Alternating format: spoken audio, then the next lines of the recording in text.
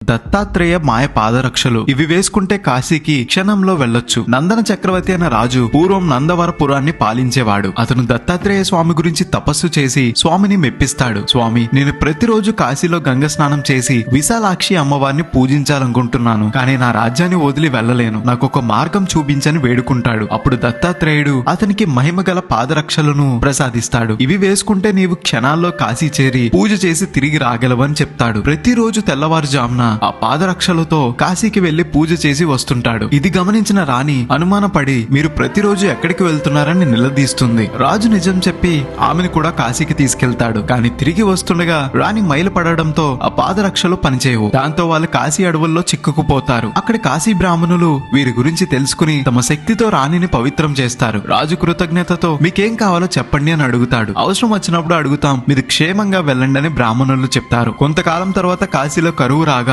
బ్రాహ్మణులు నందవరపురం రాజు దగ్గరికి వస్తారు. మీరు మాట ఇచ్చారు కదా, ఇప్పుడు మాకు సహాయం కావాలని అడుగుతారు. అప్పుడు రాజు, మీరెవరు, నేను మాట ఇచ్చినట్టు సాక్ష్యం ఏంటని ప్రశ్నిస్తాడు. అప్పుడు బ్రాహ్మణులు వాళ్ళ మహిమలు ఉపయోగించి కాశీ విశాలాక్షి అమ్మవారిని తీసుకొచ్చి సాక్ష్యాన్ని ఇప్పిస్తారు. రాజు అమ్మవారి పాదాలపైన పడి, తల్లి నన్ను క్షమించు, నిన్ను కాశీ నుండి ఇక్కడికి రప్పించింది మా రాజ్యంలో ప్రజలందరూ నిన్ను సేవించుకోవడానికే. అందుకే ఇలా బ్రాహ్మణులతో అబద్ధం ఆడాను. ఇచ్చిన మాట నిలబెట్టుకుంటాను. ఇక్కడే కొలువై ఉండమని అమ్మవారిని కోరుకుంటాడు. అలా కర్నూలు జిల్లా నందవరం అనే గ్రామంలో విశాలాక్షి దేవి చౌడేశ్వరి దేవిగా వెలిశారు. ఇలాంటి మరిన్ని వీడియోస్ కోసం గోదావరి స్టేషన్ ని ఫాలో అవ్వాలి మరి.